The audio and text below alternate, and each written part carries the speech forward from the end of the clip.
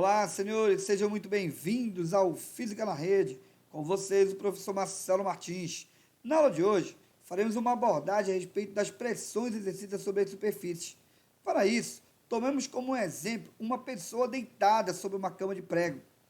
Note que essa pessoa, ela não afeta grandes riscos em perfurar o seu corpo, pois, ao pressionar a própria cama de ferro, ou melhor, a cama de prego, notamos que os pregos estão muito próximos uns dos outros. E isso, então, vai dificultar a perfuração no seu corpo.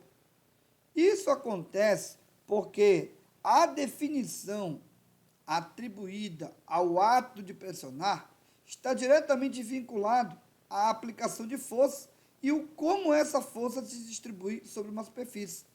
Observe que o corpo dessa pessoa, por ter um peso, vai sim pressionar a superfície dos pregos. Mas pelo fato dos pregos estarem muito próximos uns dos outros, eles acabam aumentando a sua área de contato com o corpo da pessoa, permitindo então que a pressão executada pelo corpo desta pessoa seja menor do que quando essa pessoa estivesse sujeita a poucos pregos distribuídos sobre esta cama. Bem, então a gente define a pressão como sendo uma grandeza onde ela relaciona a distribuição da força pela área. Mas tomemos cuidado com essa definição, pois não é de qualquer maneira que a força pode atuar sobre a superfície que ela vai estar executando uma pressão de compressão.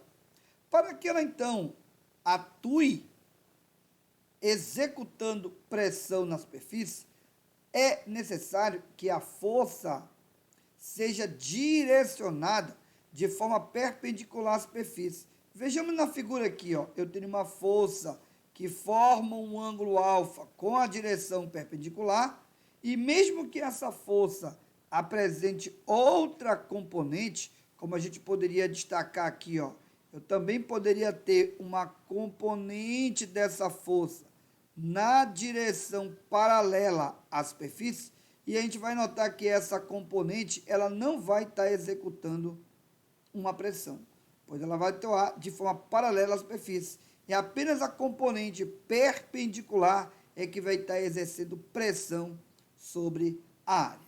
Então, para que nós tenhamos a atuação de pressão, é necessário que a força atue perpendicularmente à superfície de contato.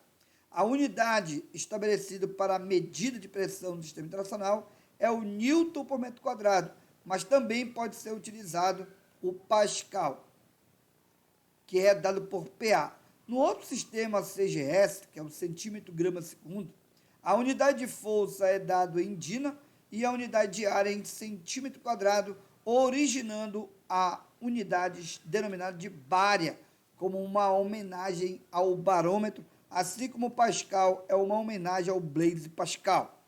Outros exemplos nos ajudam ainda a perceber a diferença de pressão exercida sobre as superfícies. Vejamos aqui uma situação envolvendo o prego 1, 2 e o prego 3. Aplicando a mesma força sobre os pregos, notamos que o prego 1 terá mais facilidade de penetrar nessa superfície do que o prego 2 e o prego 3, pois a área de contato da ponta do prego com a superfície, comparado aos demais pregos, é menor. Então, a gente pode perceber que aquele que apresentar a menor área vai estar exercendo uma maior pressão. Então, o fato de, no exemplo da pessoa deitada sobre a cama, as áreas distribuídas pelos pregos acabam tendo um somatório. Então, isso permite que a distribuição de seu peso sobre a própria superfície tenha uma menor pressão. Então, neste caso, a área foi aumentada e a pressão foi diminuída, porque o fato de aumentar a área dificulta a penetração desses pregos sobre a superfície, que nesse caso seria o corpo da pessoa. A mesma coisa acontece com o prego aqui na superfície dessa madeira. O prego 1, ele é muito mais fácil de ser penetrado sobre essa superfície do que o 2 e o 3, pois a pressão em 1 é maior do que a pressão em 2, e o prego 2 exerce maior pressão do que o prego 3, uma vez que a área 1 é menor do que a área 2, que é menor do que a área 3. Um outro caso, para que a gente consiga ainda reforçar essa definição de pressão, é tentar colocar na parede, de forma a penetrá-la, um pino e um prego. O pino vai ter muito mais dificuldade de entrar sobre a superfície da parede do que o próprio prego, porque a sua área de contato, ao efetuar a pressão mediante a aplicação de força, será muito menor do que a pressão exercida pelo prego. E, num outro exemplo, para a gente poder compreender ainda mais a definição de pressão, nós temos uma pessoa afundando um pouco mais rápido do que uma pessoa que está deitada. Note que a pessoa em pé afunda mais rápido, pois a sua pressão ela acaba sendo maior do que a pressão exercida por uma pessoa deitada. Isso acontece, mais uma vez, pois a área da região da pessoa, que é os pés da pessoa 1, é menor do que a área de contato com a areia movediça da pessoa que está deitada. Então, o fato da área 1 ser menor do que a área de contato da pessoa 2 permite que a pressão no caso 1 seja maior do que a pressão no caso 2. Logo, a pessoa afundará mais rápido se ela estiver em pé do que se ela estiver deitada na areia movediça. Bem, então, baseado na definição de pressão exercida sobre as superfícies, vejamos alguns exercícios para melhor entendimento desse conceito. Pessoal, a primeira questão, ela trata da seguinte: aqui eu tenho um tijolo com as dimensões indicadas, tá? As dimensões estão indicadas, e é colocado sobre uma mesa com tampo de borracha, inicialmente de maneira mostrada em 1 e depois na maneira mostrada em 2. Note que em 1 o tijolo está deitado e em 2 o tijolo está em pé. Nessas condições, pode-se afirmar que, letra A diz assim, ó, que a força exercida pelo tijolo sobre o tampo aí de borracha em 1 é igual a 2, porém a pressão 1 é igual à pressão em 2. No fundo, ele compara a força exercida pelo tijolo na situação 1 e na situação 2, bem como a pressão. Notemos que o tijolo ele não vai mudar o peso se você coloca ele deitado ou em pé. Se o peso dele é o mesmo nos dois casos, a pressão exercida sobre o tampo de borracha também será a mesma. Então, se o peso do tijolo na situação 1 é igual ao peso do tijolo na situação 2, isso então me permite dizer que a força exercida por ele sobre o tampo de borracha na situação 1 será igual na situação 2. Porém, a pressão não. Notemos que quando o tijolo está deitado, a área de contato com o tampo de borracha é maior do que a área quando ele está em pé. Então, tendo diferença de área, haverá sim diferença de pressão. E isso então implica que, sendo a área 1 maior do que a área 2, logo a pressão sendo força sobre área, aquele que tiver a menor área vai estar executando uma maior pressão.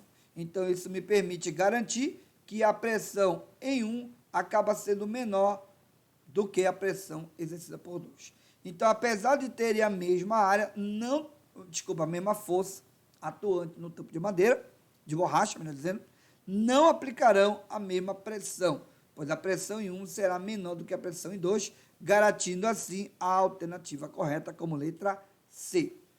Próxima questão diz o seguinte: a fim de verificar o seu peso, João sobe em uma balança de um banheiro com os dois pés juntos e anota o valor indicado. Para revisar o valor encontrado, ele decide se pesar de novo, porém agora sentado na balança com as pernas cruzadas, conforme indica a figura a seguir, que é essa figura aqui, ó. Então, o João vai ficar em pé, anotar o valor do seu peso. Depois, João vai ficar sentado e anotar novamente o valor do seu peso. Em relação à segunda medida, que é quando ele vai estar sentado, podemos afirmar que, letra A, o valor indicado na balança será maior, pois a pressão na balança é maior. Gente, não há diferença se esse João vai estar deitado, se ele vai estar em pé, se ele vai estar de joelho, tá? Ou se ele vai estar sentado, igual como mostrado na figura. O peso dele não vai alterar. O que vai alterar é a pressão na própria balança. Mas a pressão, ela não altera o valor do seu peso. Então, a gente poderia dizer, letra A estaria incorreta, porque ele está dizendo que o valor indicado da balança será maior. Então, o melhor resultado aqui teria que ser o mesmo valor indicado. Então, letra C, que diz o seguinte: o valor indicado na balança será o mesmo, pois a pressão na balança é a mesma? Não. Então, nós não temos a mesma pressão. Letra D diz, o valor indicado na balança será o mesmo, porém a pressão na balança será menor. Realmente, pessoal, sentado ele tem uma maior área e maior área da menor pressão. Porém, a pressão não altera o valor do seu peso. Tá? Então, a alternativa correta, letra D. Vamos para a próxima, questão número 3. Uma pessoa comprime um lápis entre os seus dedos, da maneira indicada na figura. Note que aqui em A, no polegar, eu tenho a ponta e aqui, né, a outra extremidade do lápis. Adotando como a área da superfície de contato entre a ponta do lápis e o polegar, dedo polegar, e B como área de contato entre o lápis e o dedo indicador, e admitido que A seja menor do que B, considere as seguintes proposições. A primeira proposição diz o seguinte: a intensidade da força do polegar sobre A é maior do que a do indicador sobre B. Pessoal, o fato dele pressionar ao mesmo tempo, só que extremos contendo áreas diferentes, indica a mesma força, porém muda a pressão. Então, por isso, a afirmação número 1 ela estaria incorreta, porque ele diz que existe diferença de força. 2. A pressão exercida pela força do polegar sobre A é maior do que o do indicador sobre B. Correto, pessoal. Aqui tem menor área. A área do A é menor do que a área do B. Isso permite que a pressão em A seja maior do que a pressão em B. Afirmação de número 4. A pressão exercida pela força do polegar sobre A é igual? Não. A pressão, não. A força, sim. 8ª, a pressão é sinônimo de força? Não. Pressão, neste caso, é a distribuição da força na área. 16. A pressão exercida por uma força sobre uma superfície só depende da intensidade da força? Não, pessoal, também depende da própria área. 32. A intensidade da força do polegar sobre A é igual à do indicador sobre B? Correto. A força é a mesma, a pressão é que muda. Então, a soma das proposições corretas é dada por 32 aqui, ó, mais o 2 lá. Então, o total daria 34, letra D de dado. Passamos para a última questão desta aula. Questão da Sergan Hill. Diz o seguinte: você está em pé sobre o chão de uma sala. Seja P a pressão média sobre o chão debaixo das solas dos seus pés, ou seja, do sapato. Se você suspender um pé equilibrando-se numa perna só, essa pressão média passa a ser de quanto? Gente, uma coisa é você estar com seus 2 pezões, tá, em pé. Então, aqui neste caso, eu tenho uma pressão P. Quando essa pessoa ela fica de um pé só, digamos aqui, está se equilibrando, né? De um pé só. Ela acabou diminuindo a área de contato, somando as 2 áreas aqui, digamos que dA. Quando ela substitui as 2 áreas por um pé, eu tenho a metade da área. Então, essa pressão, a nova pressão, ela vai ser tal que ela vai depender da área. Se a área diminuiu pela metade, vejamos que a pressão é força pela área.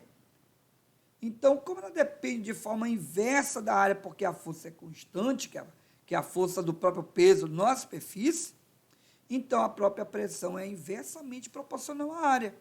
Se a área diminuiu 2 vezes, a pressão deve aumentar 2 vezes. Logo, esse valor, novo valor de pressão, vai ser 2 vezes o valor da pressão inicial. Então, a alternativa correta, a letra D de dado para essa questão. Pessoal, então nós ficamos por aqui. E eu já peço desde já que vocês sigam lá a nossa página no Instagram, que também é Física na Rede. E se você é novo por aqui, se inscreve no nosso canal, ativa o sininho para receber os nossos vídeos em primeira mão e dá aquele like para poder contribuir com o nosso trabalho. Até mais, gente. Até a próxima. Tchau, tchau.